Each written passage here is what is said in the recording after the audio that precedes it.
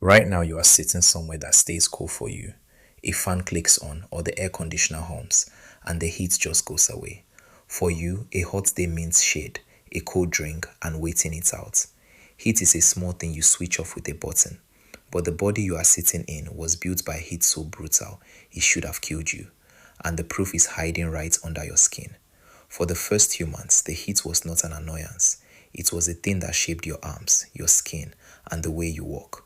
The heat did not just test them, it built you. On paper, a human is a terrible hunter.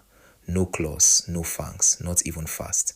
Drop that same weak human into the midday sun of the African grass plains, and you meet the scariest killer alive.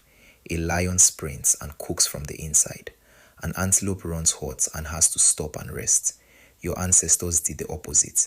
They dropped their fur and grew millions of tiny sweat glands until the whole body turned into a cooling machine.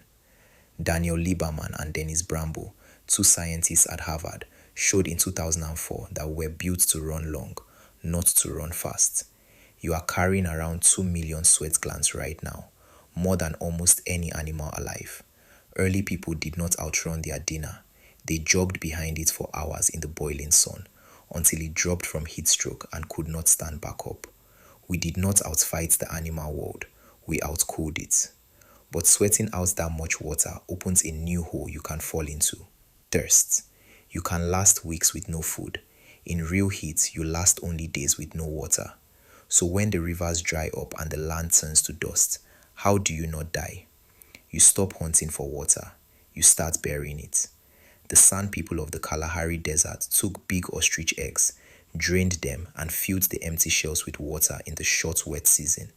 Then they buried those shells along their hunting paths, a long chain of hidden bottles under the sand. To your eyes, that desert looks empty and deadly. To them, it was a map, and every mark on it was a drink waiting underground. The land was not barren, it was a buried pantry. But water was only half of staying alive. The sun was still cooking your bare skin every step you took. Losing the fur cooled you down, but it left that skin open to two enemies: the burning sun and biting bugs. Long before cloth, long before any lab, people mixed their own sunscreen by hand. They dug up red ochre and iron-rich clay, ground it into powder and stirred it into animal fats. Smeared thick over the skin and hair, that red paste blocks the sun and kept the insects off. At Blombos Cave in South Africa, people were grinding ochre into paste more than 100,000 years ago. The first sunblock was red, greasy, and smelled a lot like lunch. When the air itself burns, its scent is useless. You cannot hide from the sky with a sheet. So people did the strange thing. They stopped building up and they started digging down.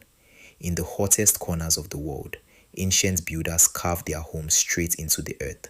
And this is not some habit we left behind long ago.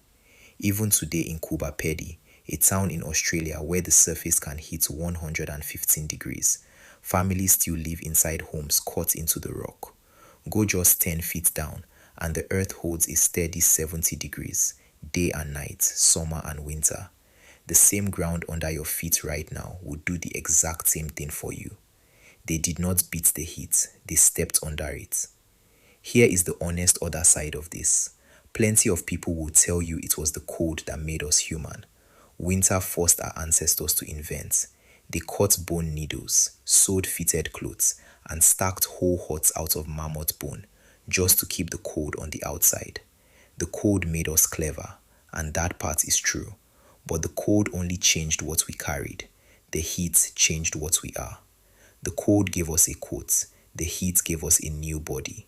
The heat is the reason you stand upright at all.